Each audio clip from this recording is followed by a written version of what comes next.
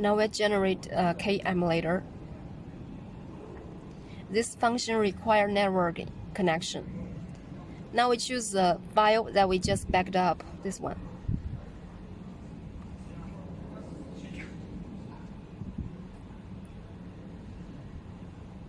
Okay, we input the emulator, the LKE emulator into the K slot and click OK.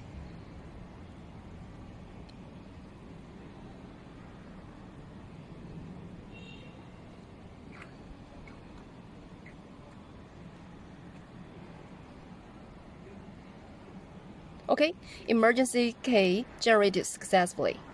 Now we use this LKE emulator, the emergency key, put into the ignition switch one time, straight on it.